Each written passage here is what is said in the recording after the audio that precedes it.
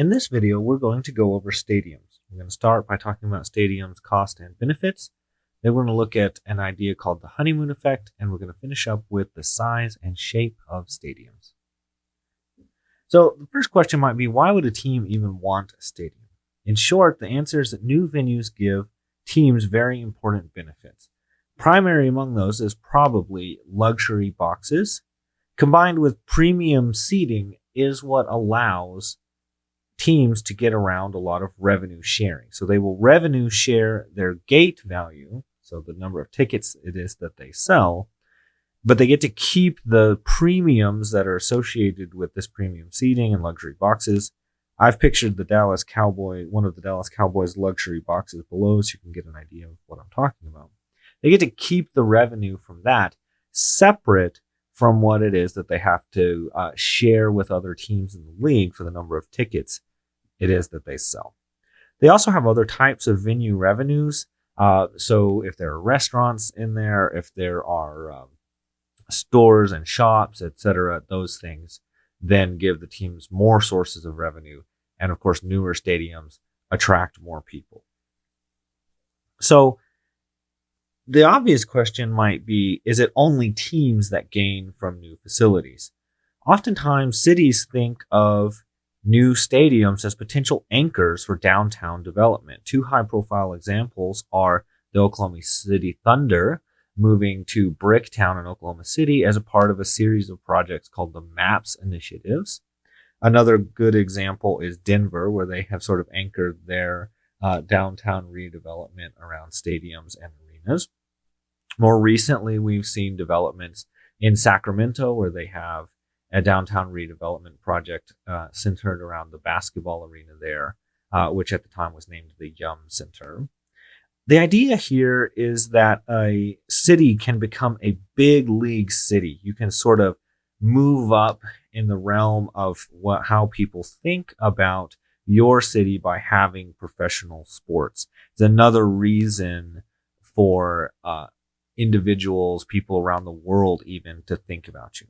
Okay, so big cities often think that their facilities might benefit their teams. So if we get a new facility, yeah, we're already a big league city, but we would have an opportunity maybe to attract better free agents. Of course, the research on this is quite mixed and doesn't seem to reinforce that idea, but that's the idea. Otherwise, non-fans might want a new stadium because they might benefit being in a related industry. Obvious examples of this would be industries like construction. Okay, so let's take a look at stadium cost. So here's a table showing the cost in 2020 dollars of stadiums up through 2020. So just kind of that late 2000s through the 2010s into 2020 kind of era of stadium building. And we see that the stadiums, and these are the 30 most expensive stadiums. So we see some down here in the 700 million range, right? Some of these older stadiums, right? Paul Brown Stadium in Cincinnati would have been a very expensive stadium at the time in the year 2000. And then we see just stadium after stadium being built. Many of these are, of course, located in the United States. SoFi Stadium in Los Angeles is a very famous one, $5 billion price tag. But then, of course, MetLife Stadium, Allegiant, etc. There's a couple very large NFL stadiums, but we have some that are overseas here. So here's Wembley Stadium in London, which, of course, is soccer. There's another London. We see a rugby arena being made in Perth, Australia. So you can kind of take a look here, seeing all the different parks that are being built. But there's this quite aggressive trend. Of course, this isn't arranged over time, right? But you see quite aggressive trend towards an increase in costs over time. So the question might be, do new stadiums increase attendance in the years following their construction, right? So the Orioles built a new stadium in 1992. The Indians built one in 94. They saw a 40% increase in their attendance. However, by 2011, attendance had fallen to half. Okay, so that's quite a long time, of course, just almost 20 years. But that tells us that you don't just get a new stadium and then hold up that attendance eventually. Whether it is that the team is going to be good is going to matter a lot. Let's take a quick look just at a couple of examples. Of course, we saw these on the previous page. So there's the Minnesota one. And then we also have Atlanta, which is here. So Mercedes-Benz Stadium and US Bank Stadium. What were those? 2016, a 1.2 billion, and 2017, a 1.6 billion. So very comparable stadiums. We see the Minnesota Vikings here, the jump from their 2015 season to their 2016 season, an enormous jump in attendance. And then, of course, the 2020 is an outlier because of the nature of the season and what was going on in the world at the time. On the other hand, the Falcons are an interesting example. There's very, very small. I mean, it's, looks like a leap here, but it's very, very small. So where the Vikings seem to benefit quite a lot, so maybe the average is something like this, jumps up to something like this. We see the Falcons average is something like this, jumps up something like that. So we see sort of mixed evidence in some stadiums from that era. Okay, this brings us to an idea that's called the honeymoon effect. So the honeymoon effect is the impact of a new facility on attendance. Historically, this has been greatest in baseball, and we see that they have a 33% attendance jump on average when a team introduces a new stadium. There's a couple of important reasons for this. One obvious one is there's just more games in baseball, right? There's 162 games. And so there's a longer season. There's going to be greater room for a stadium to produce a big bump in attendance. The other thing is baseball just tends to have fewer sellouts, right? You only play 16 games and you sell out every game. Even if I build a new stadium, I really can't get any more attendance except in the differential size and the capacity of the stadiums. Okay, in baseball, this effect tends to fade over 10 years. It's just a good heuristic for a way to think about this in general. So the honeymoon effect, while it's important to understand that new facilities do cause an increase in attendance, they tend to not be able to hide team quality. Over time, whether the team is good or not is the primary driver of attendance. Let's take a look at Miller Park. They had an initial increase of 80% in the first year where it was opened and replaced the Brewers' previous stadium. In a mere 2 years, attendance was back to its pre-stadium construction level. Let's take a look at an example of the Washington Nationals. They go from being Montreal to moving to Washington, moving into the old Robert F. Kennedy Stadium. They build in 2008 the new Nationals Park, and there we see the rest of their time being played out in that way. How's their attendance look? Well, we see that, so just a quick, here's a good metric for how the team performed in this era. So we see that there are some good playoff appearance years here. They are not making the playoffs. They are winning 73, 71, 81 games. So they're a very middling team, getting right around 2 million attendance. Actually, this is a quite good year. The first year that they moved, there's a lot of excitement for a new team. So they get good attendance in that first year. Then they settle in around 2 million. They build a new stadium. There's your little bump in that first year. Looks like they go up about 400,000 ticket sales in that year. And then it just immediately tapers off as the team was extraordinarily bad in these years. Those are years where they're losing the most games in the majors and getting high draft picks. Those draft picks eventually, of course, become Bryce Harper and Steven Strasburg and sort of lead the team back into playoff contention. And you can see as they become successful, their attendance climbs. And therefore, we have kind of an interesting contrast between team quality and stadium newness here. Of course, typically in a year that a team, the year following, when a team wins a World Series, it'd be very high attendance. But of course, once again, that's 2020. So hard to say what would have happened there for them. Almost surely would have been a record attendance for National Park. Okay, so that's baseball. What about hockey and basketball? There tend to be shorter impacts As opposed to those 10 years for baseball, we see that the honeymoon tends to last about 5 to 8 years. And then the increase, instead of being around a third, is something like 15 or 20% for the reasons that was discussed before. Shorter season, and maybe more sellouts happen in basketball than baseball, so there's just less possible upside. Okay. Some stadiums are known for not even really increasing attendance. The New York Yankees drew 500,000 fewer tickets in 2008 versus 2009.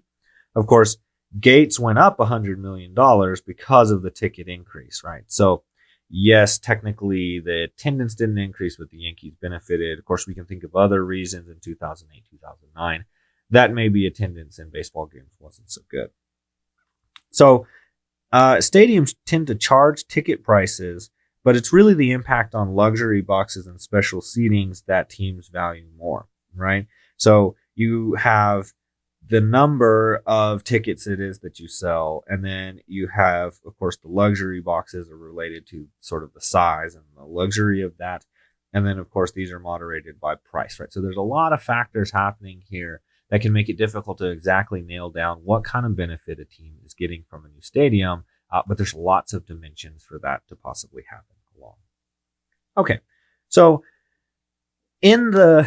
among the leagues, it is in the NFL that luxury boxes matter the most, and this is because the revenue is shared. Luxury boxes are not shared and therefore become possibly the most important source of revenue for NFL teams, right? So NFL teams tend to average about 150 boxes in their stadiums. Of course, as new stadiums are built, that number goes up and up.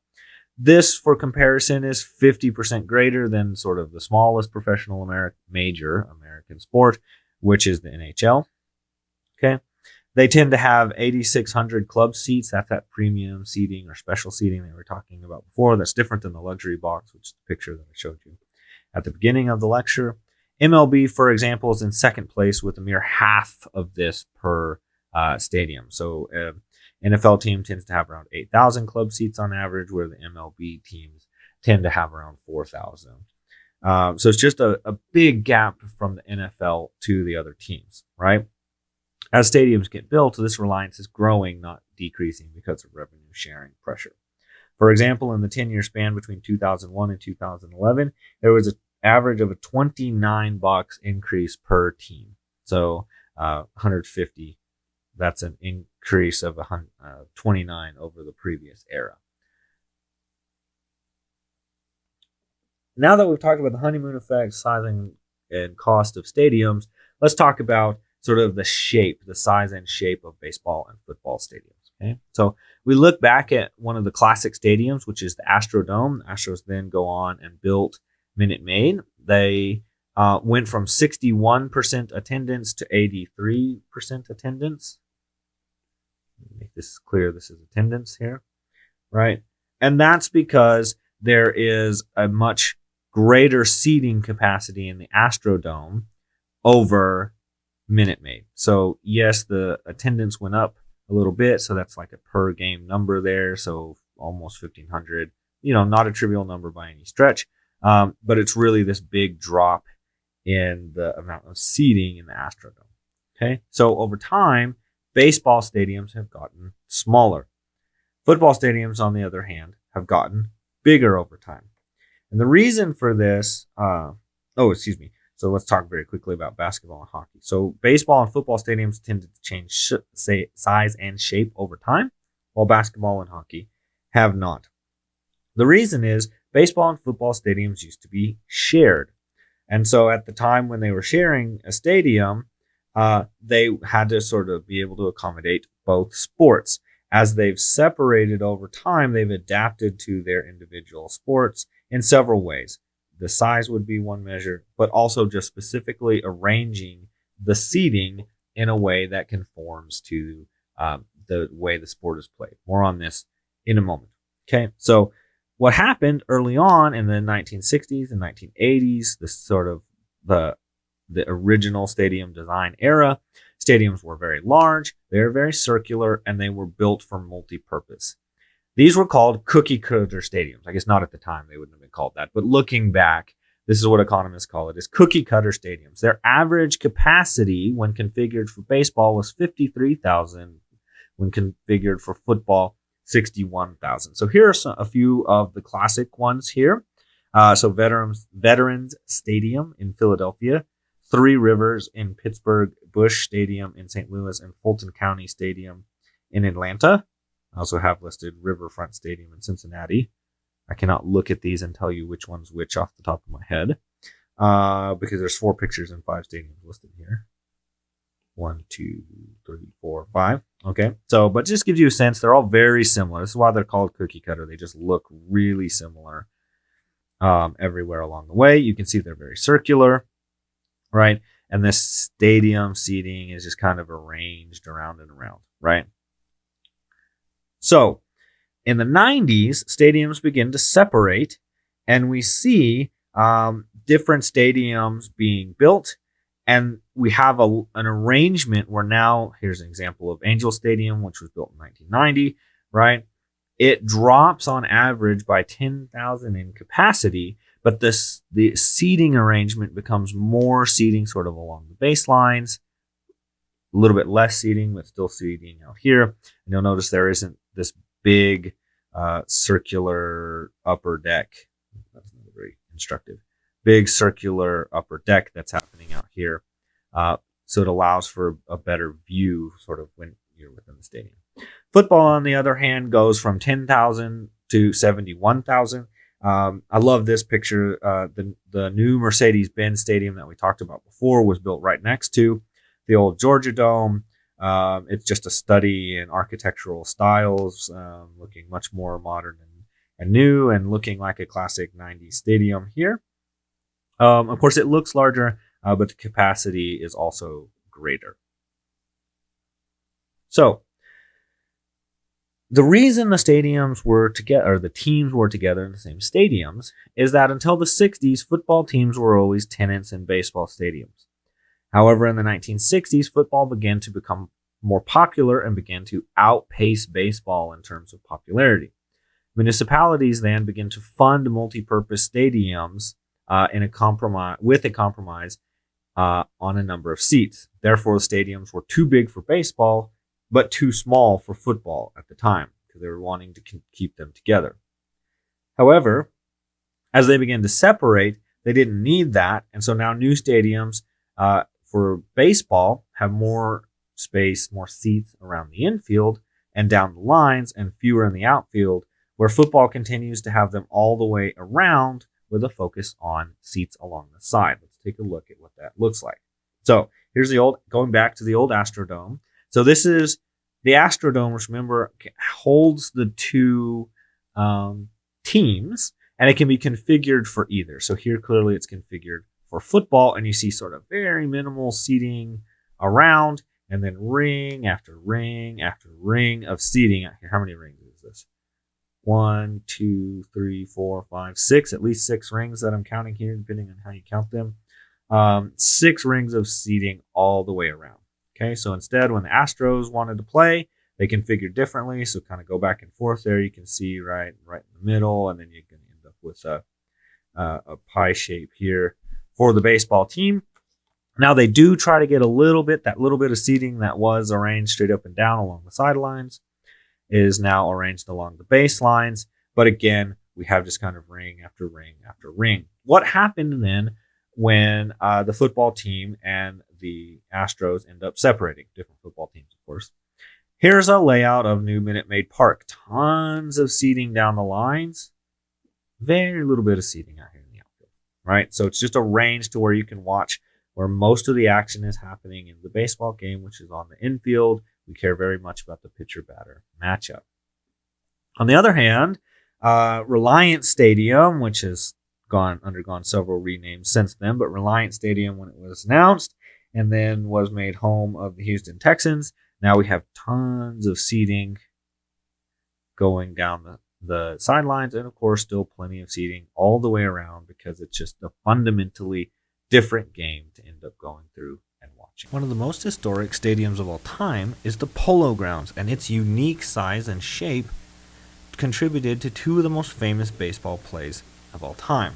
The first of those is called the shot heard around the world. That's a walk-off home run hit by New York Giants outfielder and third baseman Bobby Thompson off Brooklyn Dodgers pitcher Ralph Branca in the Polo Grounds to win the National League pennant.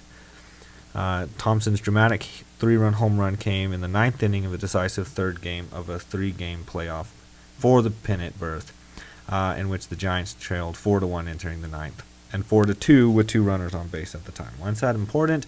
Because it's extraordinarily rare for teams to hit home runs a walk-off, so that ends the game instantly because of the way baseball is played in turns, right?